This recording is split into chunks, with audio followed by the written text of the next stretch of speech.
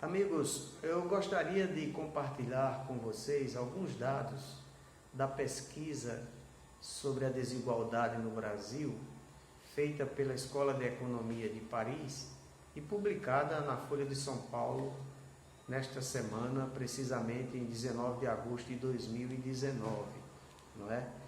Então nós temos uma desigualdade global que a Folha de São Paulo tem reproduzido os dados sobre a desigualdade global na Ásia, na Europa, nos Estados Unidos, não é? Cadernos especiais sobre isso, e chegou a vez do Brasil. Então, a chamada para a pesquisa já nos informa bastante sobre o quadro da nossa realidade econômica e social, não é? Super ricos no Brasil lideram a concentração de renda global. Vejam, repete-se, não é, o modo de desenvolvimento capitalista no Brasil, concentração de renda, não é, lá no topo da pirâmide social e extrema desigualdade. Então eu gostaria de mencionar apenas alguns dados importantes para nós refletirmos, que estão publicados nesse relatório. O primeiro dado é que a pobreza extrema volta a crescer, não é? Desde 1994 ela vem tendo uma oscilação para baixo, chegando ao patamar mínimo em torno de 2014, 2015, é a menor quantidade de pessoas em extrema pobreza. Desde 94 vem caindo, mas em 2014 nós temos, de 2003 a 2014, nós temos uma queda considerável na extrema pobreza, não é? Só que a partir de 2015 ela volta a crescer, chegando a 2016, 11 milhões de pessoas na extrema pobreza. Nós temos de 2014, 8,4, a 2016, 11,2 milhões de pessoas na extrema pobreza, mostrando um quadro de crescimento da miséria no Brasil, não é? O outro gráfico é indicativo da desigualdade, né? Nós temos também de 2015 a 2019, aí já um dado bastante atual, o crescimento da desigualdade de renda, né?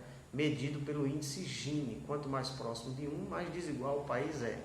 No caso brasileiro, ele sobe, né, chegando a 2019 a 0,629, o índice Gini, mostrando a desigualdade de renda no Brasil, como ela também subiu, certo?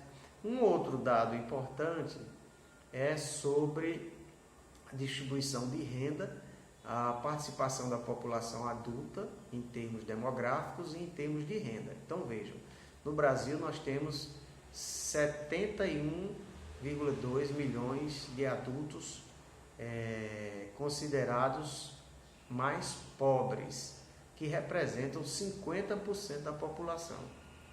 E eles participam em apenas 13% da renda nacional. Veja, 50% da população detém 13% da renda. Para ficarmos no outro extremo, os 1,4% mais ricos do Brasil detêm 28,3% da renda.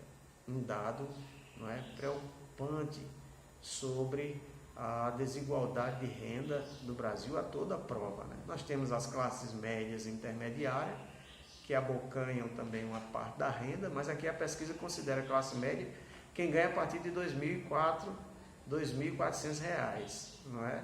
Até R$ 8.400.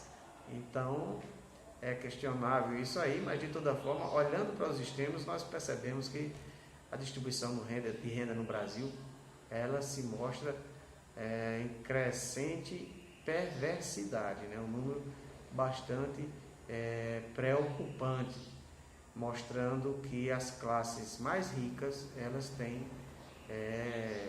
abocanhado uma parcela considerável da renda nacional e os mais pobres têm diminuído a sua participação, sobretudo nesses últimos anos, né?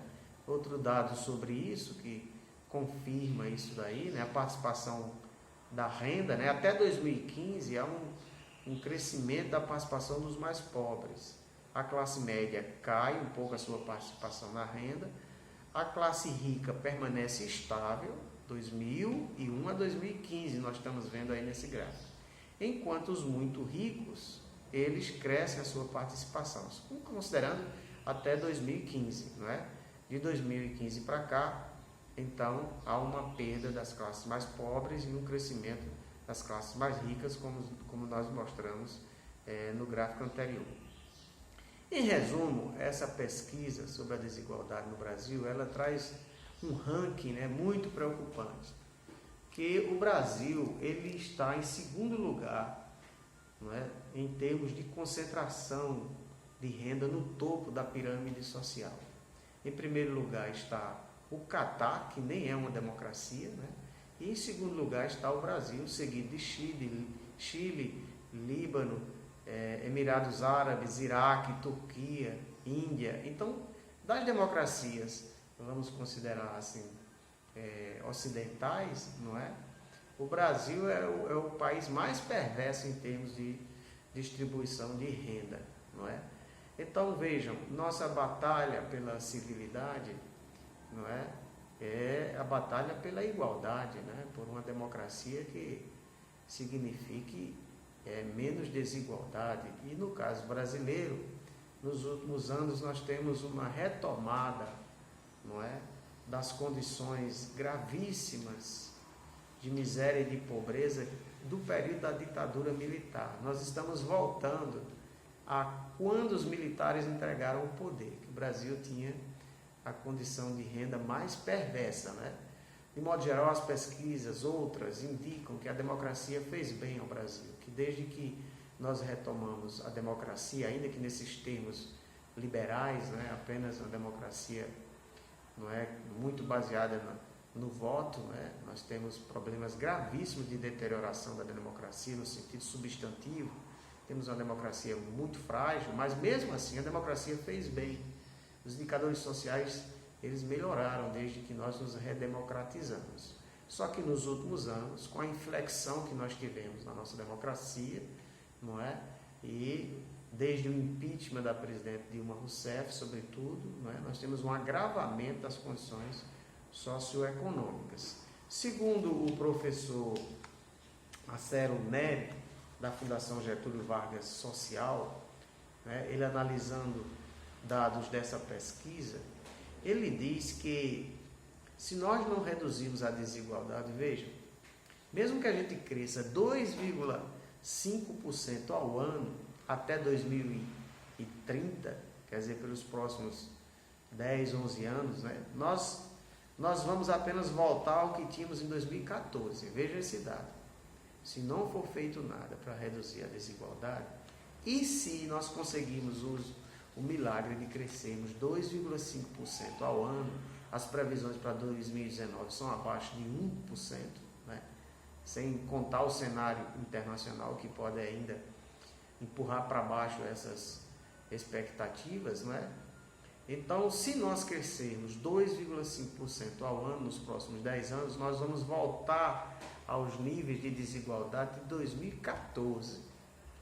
Então, a agenda brasileira não pode mais deixar de considerar isso. A população, a cidadania precisa entender que o que nos importa é diminuir os fossos, os abismos que existem entre nós brasileiros e permitir aos mais fracos, aos mais pobres, melhores condições de vida através de governos mais democráticos e de políticas públicas mais inclusivas. Qualquer retrocesso nisso vai implicar no agravamento desse quadro social.